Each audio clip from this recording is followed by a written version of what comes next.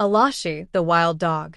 The tale of Aloshie the wild dog has been passed down through generations, a story of loyalty, trust, and the fragility of relationships between humans and nature.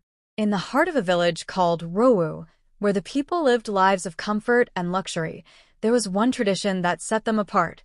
Parents would make necklaces from sticky rice and place them around their children's necks. This unique necklace wasn't just a piece of jewelry, it was a gift of sustenance. The children could nibble on the rice whenever they grew hungry and their parents were not around.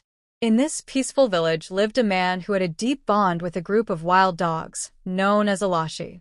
Unlike the typical wild animals that roamed the forests nearby, these dogs had a special relationship with the man. They were not just animals to him, they were his friends, his companions, his helpers.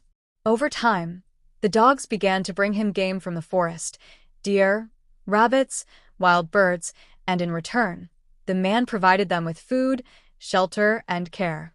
The bond between them was strong, and the man cherished their loyalty. The Aloshie were not just useful in the fields or hunting, they were also his protectors and, in many ways, his family.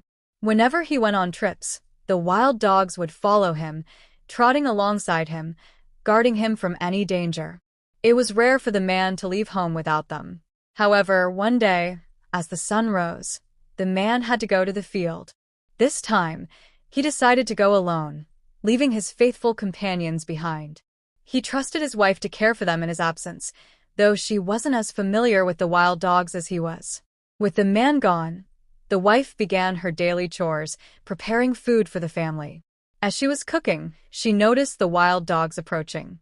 The dogs, showing affection in their usual way, began to rub against her, seeking attention and closeness. These wild animals, though not entirely tame, had learned to trust her husband and were accustomed to his warmth and care. But the woman, who had never formed such a close bond with them, felt uneasy. She wasn't used to their affectionate behavior and, feeling discomfort, pushed them away. However, the Aloshie did not understand her reaction. They were simply trying to connect, to show love and companionship.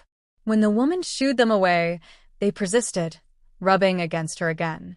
But this time, she grew frustrated, irritated by their insistence. In a sudden outburst of anger, she struck one of the wild dogs on the forehead. The blow was a shock, not just to the dog but to all the Aloshie. They had never been treated with such cruelty. The wild dogs had always been treated with respect by the man, who had cared for them like family. But now, they felt betrayed by his wife.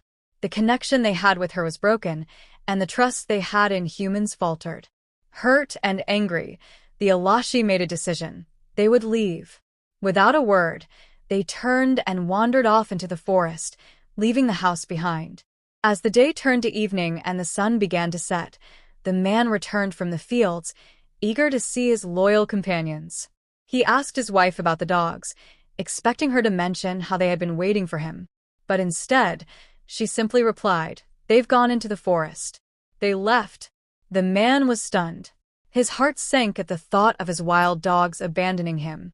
He had never imagined that something like this could happen. His joy and energy quickly faded, replaced by a deep concern. He rushed outside, calling their names, hoping to hear a familiar bark or a playful growl. But the wild dogs were already far away, deep in the forest. The man called out again, his voice filled with desperation, but there was no response. Frustrated and growing more anxious, he shouted at the top of his lungs, "As you wander into the wild, feed yourselves with abundant food and leave the remaining for me." His words echoed through the trees, but he heard nothing in return. Up ahead, the Aloshie were moving deeper into the wilderness. The dogs at the front of the group heard the man's shout.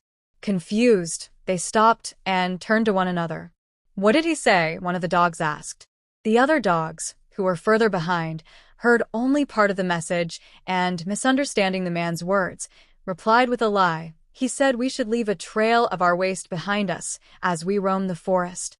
The dogs at the front, still hurt and confused, believed this interpretation. The man's words, distorted by the wild dog's perception, became the reason they would no longer trust him. They assumed he had spoken with contempt, urging them to leave behind a mess wherever they went.